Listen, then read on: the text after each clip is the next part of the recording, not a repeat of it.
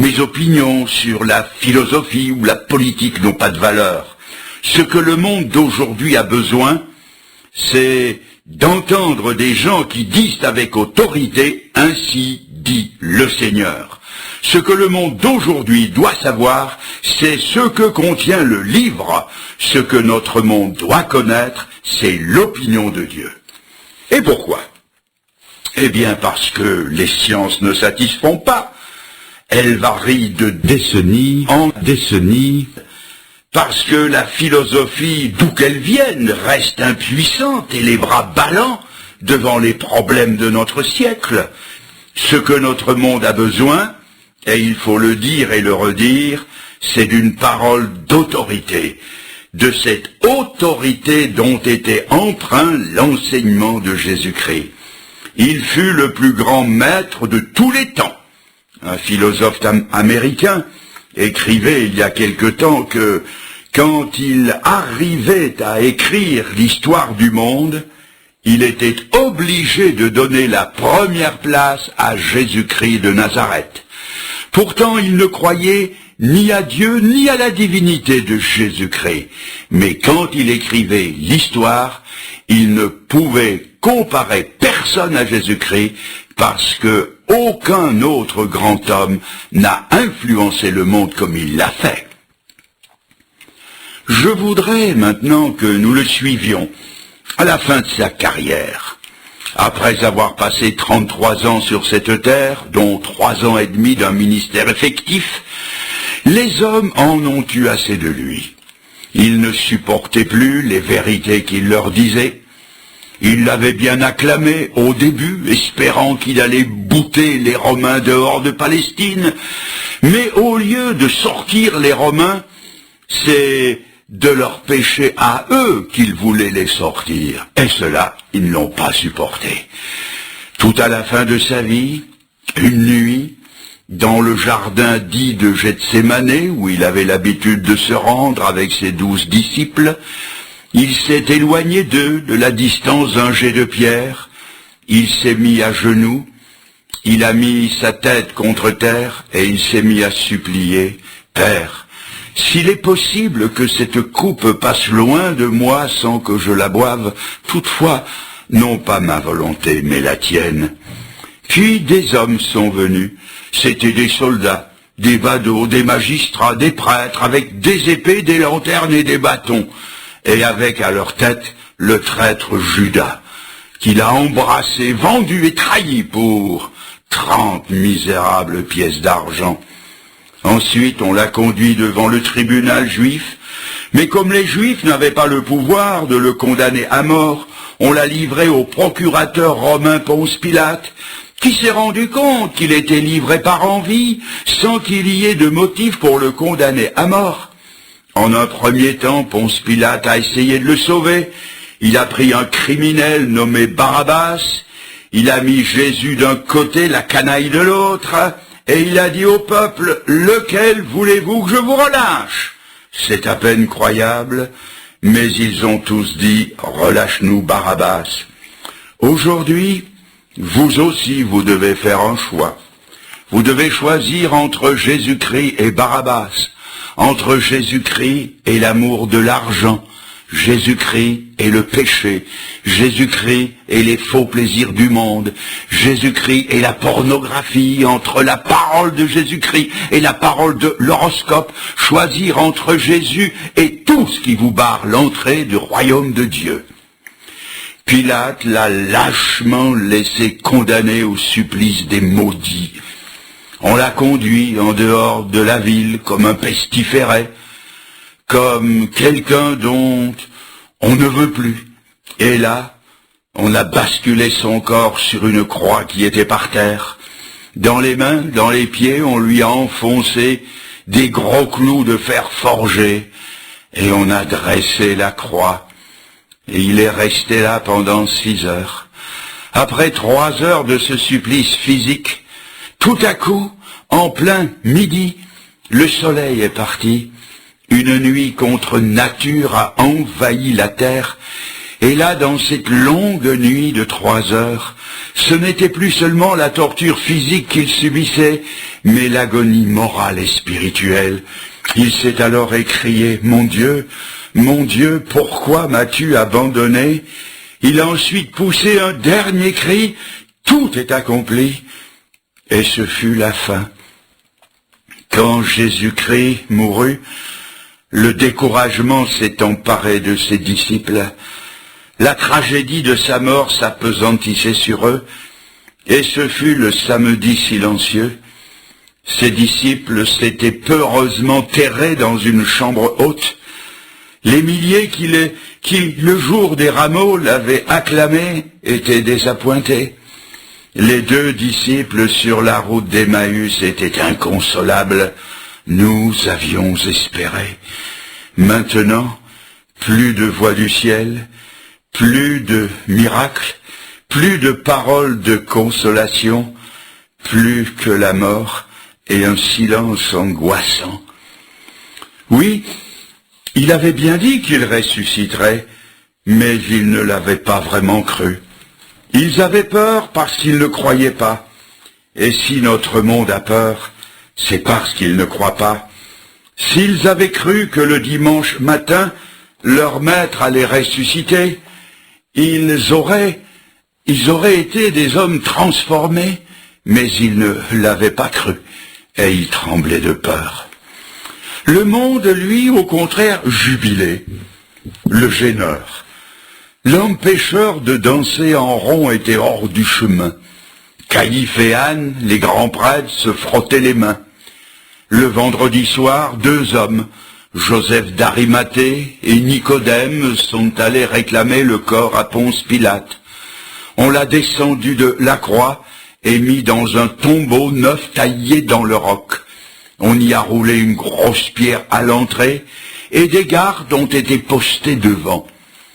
Le silence du sabbat passe et ce dimanche de Pâques, avant que le soleil brille, 2 femmes se rendent au tombeau avec des parfums et des aromates pour embaumer le corps du maître bien-aimé. Elles s'approchent et dans la pénombre, elles distinguent vaguement l'entrée de la grotte et les soldats. Elles ne savent que faire. Quand tout à coup, il y a un tremblement de terre. Un personnage éblouissant de clarté descend du ciel, roule la pierre et dit à ces femmes le message extraordinaire, plus stupéfiant qu'oreille humaine n'ait jamais entendu. Il n'est pas ici, il est ressuscité. Elles ont regardé et le tombeau était vide. La résurrection de Jésus-Christ, c'est le plus grand message du monde. Et c'est en même temps le fondement du christianisme. Jugez-en. Si Jésus-Christ n'est pas ressuscité, il est le plus grand blasphémateur de tous les temps. C'est un mystificateur. S'il n'est pas ressuscité, c'est un menteur, et il n'était pas ce qu'il prétendait être. Si Jésus-Christ n'est pas ressuscité, la Bible est fausse. Il ne nous reste plus qu'à la déchirer, la jeter. Si Jésus n'est pas ressuscité, Dieu n'a jamais parlé. Vous et moi, nous sommes encore dans nos péchés. Nous sommes sur le chemin de l'enfer, et il n'y a pour nous qui croyons ni salut, ni ciel, ni espérance. Si Jésus n'est pas vivant, nous ne savons pas d'où nous venons, ni ce que nous faisons, et nous ne savons pas où nous allons. Mais il est ressuscité. La Bible le dit, et l'histoire le confirme. Les anciens nous ont raconté ce que fut le 11 novembre 1918. Quel jour que celui-là, où toutes les cloches du pays ont sonné pour annoncer la fin de la tuerie. Que dire de ce 6 mai 1944, immortalisé par le film Le jour le plus long? Pendant 4 longues années, nous avions été sur la botte de l'ennemi, et nous apprenions ce jour-là que la liberté débarquait enfin sur les plages de Normandie. Et un an plus tard, le 8 mai 1945, la grande nouvelle éclatait. C'était la fin de la plus terrible boucherie de tous les temps. Les prisonniers allaient revenir, les familles allaient se retrouver comme autrefois. Quelle nouvelle que celle-là! Eh bien, ces nouvelles-là ne sont pas comparables avec celle qui a été proclamée ce matin du dimanche de Pâques. Il n'est pas ici, il est ressuscité. Les femmes ont regardé, le tombeau était vide. Nous adorons devant un tombeau vide. Cela veut dire que Jésus-Christ est vivant aujourd'hui. Il est à la droite de Dieu et il intercède, il prie pour ses enfants qui sont ici sur la terre. Il est l'homme-Dieu qui vit à toujours, aussi Dieu qu'il était homme et aussi homme qu'il était Dieu. Et si vous pouviez le voir dans la gloire, vous verriez les marques des clous faites dans ses mains et dans ses pieds. Cela veut dire que Jésus-Christ est ressuscité corporellement et qu'il est sorti du tombeau avec le même corps qui avait été pendu à la croix. C'était à ce point vrai que quand il a montré ses mains à Thomas, celui-ci n'a pas pu retenir ce cri d'adoration. Mon Seigneur et mon Dieu. Plusieurs diront peut-être, je ne peux pas y croire. Pourtant, il y a autant de preuves de la résurrection de Jésus-Christ qu'il y en a de l'existence de Charlemagne et même de Louis XIV. Deux hommes de loi, sceptiques, à la fin du siècle passé, se sont rencontrés avec pour but de démolir le christianisme et de lui porter un coup mortel. Pour cela, ils se sont assignés deux objectifs. Un, prouver que Jésus-Christ n'était pas ressuscité. Deux, que Saul de Tarse ne s'était pas converti. Il est vrai qu'arriver à démolir la résurrection de Christ et la conversion de l'apôtre Paul serait porter un coup fatal au christianisme.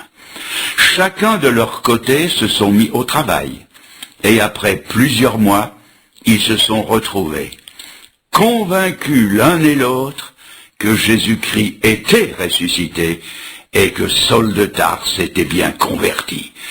Parce que si l'on accepte comme vrai tout autre événement historique, il faut aussi accepter la vérité indiscutable de la résurrection de Jésus-Christ. Il y a quelques années, un pasteur a rencontré un homme de loi à qui il a parlé de l'évangile, du salut de son âme, de la conversion, et l'homme de loi lui a dit « Non, monsieur le pasteur, je ne me convertis pas parce que j'ai des maux de tête. » Il voulait dire par là qu'il avait des difficultés intellectuelles. « Je ne parviens pas à croire à la résurrection de Jésus-Christ. » Le pasteur lui a dit « Si je vous apporte des preuves convaincantes que Jésus-Christ est vraiment ressuscité, vous convertirez-vous » Il a répondu « Si vous pouvez me le prouver, je me convertirai. » Après plusieurs jours, même plusieurs semaines, le pasteur lui apporta le résultat de son travail. Cet homme emporta les notes et se mit à les étudier. Et après plusieurs semaines, le pasteur le rencontra et lui dit « Êtes-vous convaincu que Jésus-Christ est ressuscité ?» Il a dit « Oui, je suis convaincu. » « Voulez-vous vous convertir à lui ?» Et l'homme de loi a répondu « Non. » Mais pourquoi ? Parce que, entre-temps, je me suis aperçu que ce n'était pas des maux de tête que j'avais, mais des maux de cœur. C'est-à-dire que ces difficultés n'étaient pas d'ordre intellectuel, mais d'ordre moral. Ce n'était pas au niveau du cerveau qu'il avait des difficultés, c'était 40 cm plus bas, au niveau du cœur. C'est presque toujours la véritable raison du refus de se convertir. Ce n'est pas au niveau de l'intelligence, c'est toujours au niveau du cœur. C'est là qu'est la résistance. Alors, Avez-vous des difficultés intellectuelles? Venez à Jésus-Christ, approchez-vous de lui, recevez-le comme votre sauveur, confiez-lui vos difficultés, et vous verrez que vos doutes et la véritable raison de vos résistances disparaîtront. Je voudrais maintenant voir